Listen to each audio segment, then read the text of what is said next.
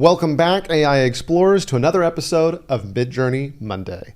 Today, we're going to take a look at how we can use Midjourney Monday for stock photography, and I'll hand it over to my brother, Warren Tingen, graphic designer extraordinaire. Yes, we're going to talk about stock photography today. And as if you're in the creative space, you may have used stock photography. And you're probably very well aware of how generic some of those pieces can be.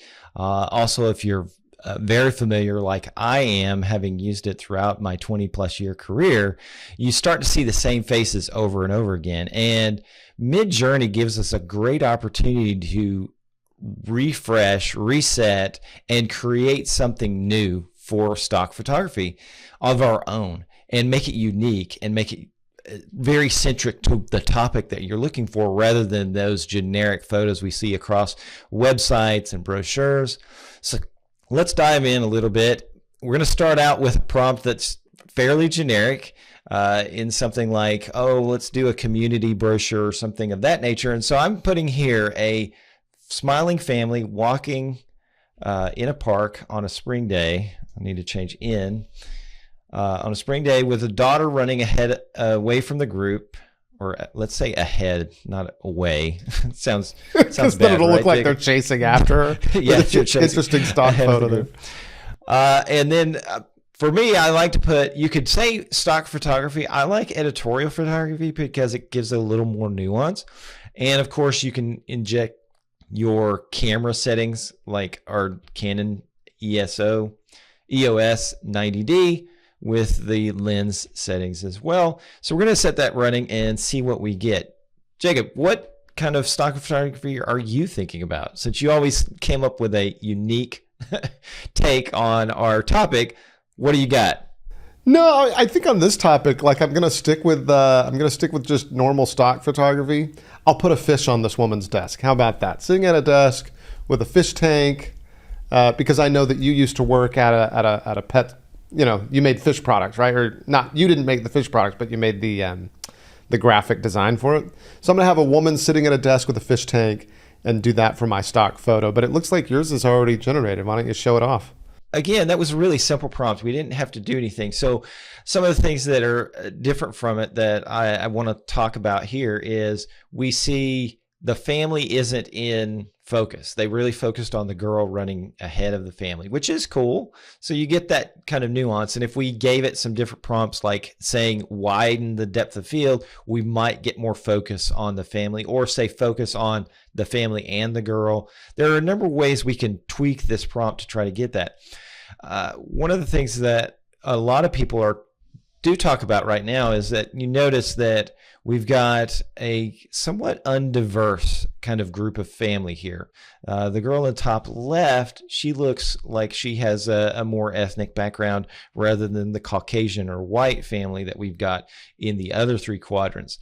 So you can definitely prompt for those things, and you have to push that. Unfortunately, the bias in the training materials, I imagine, because if you go through a lot of stock photography, you're going to find a lot of European stock photography. That's where a lot of it comes from, as I've learned of these things. So you're going to get more of this Caucasian outset. Now, if you specifically look for this, and this is what makes it really great, you can make them as diverse as you want. So let's try that differently. So we're going to copy this entirely. I think it's a great stock photo, by the way, though. I think that it turned out really well. I think the composition turned out well. The composition turned out very well. Let me show you an example of how you can get more diverse. So I specifically said an African-American woman because of that reason. and so, and it did a good job. So we've got here a woman sitting at a desk. She's working at her computer, fish tank on the desk. And then the editorial photography, I think, helps you get to well-composed images. So like this one, I really like. Like there's a fish tank, there's a computer, she's clearly working. It's a well-composed image, like with the lighting and everything too, coming in from the window on the left, and you've got some shadow. Like it's well done. I like it. I'm a fan. One of the things that I really like about these in your composition particularly is the stock photography has that kind of sterile feel where it doesn't have all the stuff in the background. It's very curated backgrounds and that kind of thing, where this feels more lived in and more real. So you can use this technique or these abilities to create something different. For this, I'm going to change this family, smiling Hispanic family, walking in a park on a spring day. We're going to change it to, let's see, we're going to widen the depth of field. Wide depth field. And we'll try it again, see what we get. While you're working on your prompt, I quickly changed out editorial photography for stock photography. Now look at the difference. So the stock photography does look less real, generally. Like, look at it. Look at those versus these look like they could be real photos. These, like, this computer screen is just weird, right? So I think that the editorial photography, looks like the old 90s Microsoft, fish thing. So the photos aren't as high quality because I think the quality of stock photography is not as high as like you said, like National Geographic, editorial photography is higher quality. And so that's the knowledge base that it's drawing from when it makes these images. I want to see your newly Hispanic family. Let's see what happened. Okay, so here we have really cute family. It didn't key in on that tight depth of field. So I'm going to have to tweak that focus to get it to focus on the entire family. As well, but some unique compositions. And as you can see, you can use this to create a number of things for any particular marketing project that you may or may not have, or an ad. I know our friend Sherry Horowitz, she's been posting on LinkedIn about creating ad images, and they've been fantastic.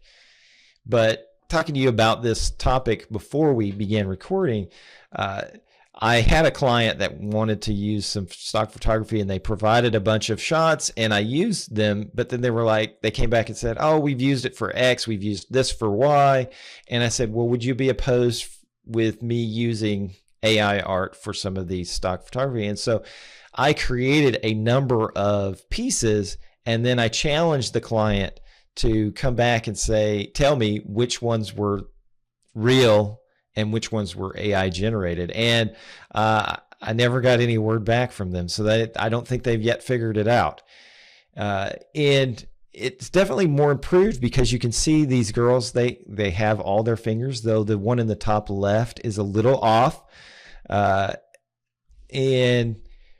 this is improving very fast and very quickly, and we're able to use this for more practical reasons in the marketing field and in design. It's very impressive. It is really cool, and it's very useful. And I the only thing that the default setting tends to be, particularly in an image like yours, is where like they're running at the camera, whereas I wonder if you could show them like in the park, like the sideways view. And we know from our experiments that you can do that. It might take a little bit of tweaking to get different perspectives on this family. It's interesting that the woman sitting at the desk, they went with a profile for most of these out of the gate. So there's definitely a lot you can do with stock photography with AI. And like you said at the beginning, once you've done web design and stock photography for long enough, you start to recognize stock photography. Like I've seen ads for literally anything, and I'll be like, I've seen that stock photo on Adobe Stock.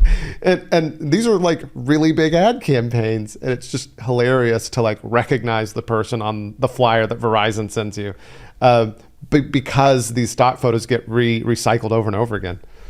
Exactly. And some of the funny stories that I've had, we did an ad for a plastic surgeon once and used a piece of stock photography as we were instructed to do.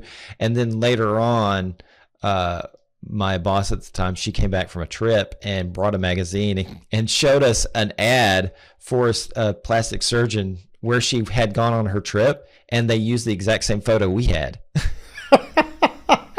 And so you start to see some of that nuance, and this allows us to break from that mold.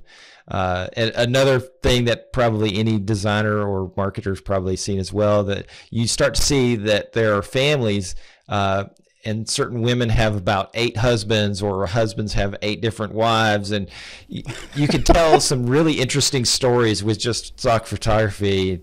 In fact, there's a meme with that has seen a bunch of life where it's just amazing the story that these people built off of stock photography.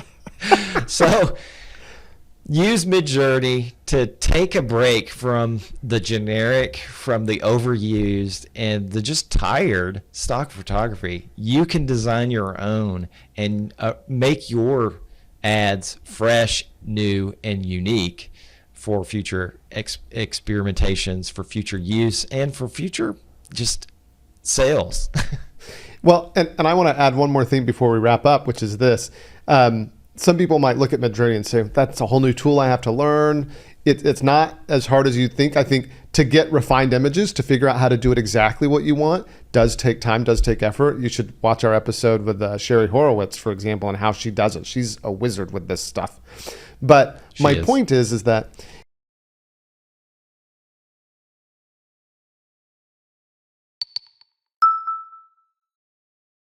yes. So we highly recommend it. Thank you for watching this episode of Midjourney Monday. Like and subscribe to our channel. Come back and visit us often, and we'll have more tips about how you can use Midjourney in your life and in your career. Thanks.